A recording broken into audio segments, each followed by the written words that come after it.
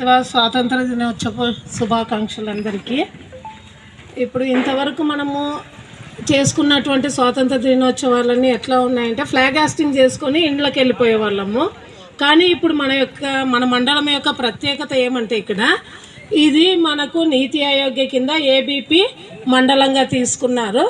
కానీ మనం ప్రతిసారి మనం ఏం చేస్తూ ఉన్నామో మన మండలంలో అంటే ఈ మండలంలో ఏదైతే జరుగుతుందో అన్ని డిపార్ట్మెంట్ల ద్వారా ఏ అభివృద్ధి జరుగుతుంది అనేది ఒక వీడియో రూపంలో కానీ ప్రోగ్రామ్ రూపంలో కానీ సెంట్రల్ గవర్నమెంట్ వాళ్ళైతే గమనిస్తూ ఉన్నారనమాట. అంటే మన మండలాల్లో జరిగే అభివృద్ధి.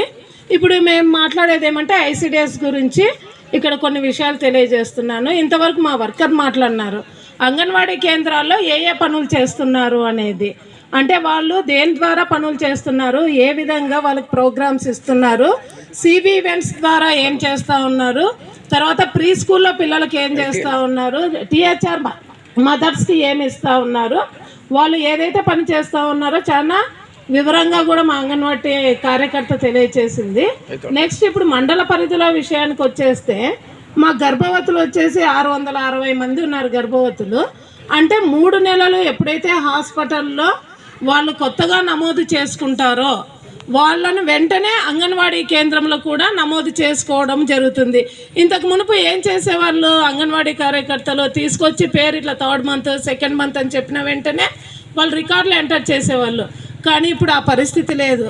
ఇప్పుడు పోషణ అభియాన్ అనేది ఒక కొత్త ప్రోగ్రామ్ మనకి ఇంతకుముందు కూడా ఉంది. మన మండలంలో అది ఖచ్చితంగా ఇప్పుడు పర్సెంటేజ్తో సహా తీసుకుంటూ వస్తున్నారు. అది ఏమంటే మనకు ఒక యాప్ పెట్టారనమాట.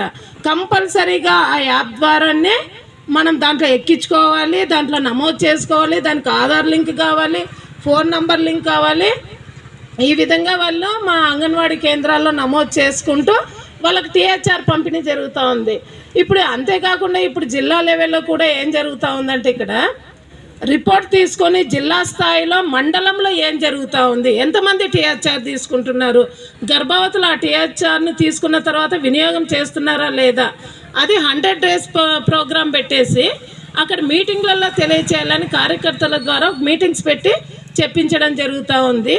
తర్వాత బాలింతలు కూడా 675 మంది ఉన్నారు. వీళ్ళు కూడా 675 మంది టీహెచ్ఆర్ తీసుకోవడం జరిగింది. అంటే ఇది కేంద్ర ప్రభుత్వం నుంచి వస్తున్నటువంటి బియ్యం కానీ పప్పు కానీ నూనె కానీ పాలు కోడిగుడ్డు ఏవైతే ఉన్నాయో వాటన్నిటినీ 100% మండల స్థాయిలో అందియడం అయితే జరుగుతూ ఉంది.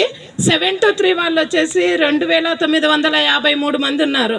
ఈ 2953 మందిలో ఒక 13 మంది మాత్రమే తీసుకోలేదు. ఎందుకంటే వాళ్ళు వలస వెళ్ళడము లేదంటే వేరే ఊర్లకు వెళ్ళిపోవడము అట్లా ఉంది. వాళ్ళని వచ్చిన తర్వాత వాళ్ళకు కూడా టీహెచ్ఆర్ ఇవ్వడం జరుగుతుంది. 3 to 6 పిల్లలు వచ్చేసి 1942 మంది ఉన్నారు. పూర్తిగా ప్రతి సెంటర్లో 1878 మంది హాజరు జరుగుతూ ఉంది. 97% కంపల్సరీ ఉంది. ఈ చిన్నపిల్లలు ఏమంటే ఇప్పుడు తల్లి డెలివరీకి వెళ్ళి ఉండడము తర్వాత ఊరికి వెళ్ళడము అట్లా దాన్ని బట్టి 100% కాలేకపోతూ ఉన్నాము.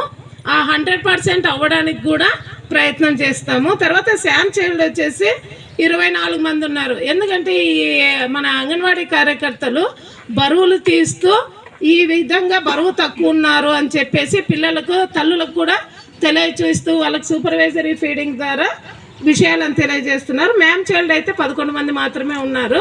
ఇంకా వీళ్ళని గుర్తించి వీళ్ళకి అవేర్నెస్ ఏర్పాటు చేయడం అయితే జరుగుతుంది. అంగన్వాడీ కేంద్రాల్లో ప్రతి నెల ప్రతి వారం కూడా THR 1st week 3rd week THR కూడా అందజేయడం జరుగుతుంది. ఈ విధంగా అంగన్వాడీ కేంద్రాల ద్వారా అయితే లబ్ధిదారులకు సేవలు అందజేస్తున్నామని ఐసిడిఎస్ ద్వారా తెలియజేస్తుంటున్నాను. Thank you.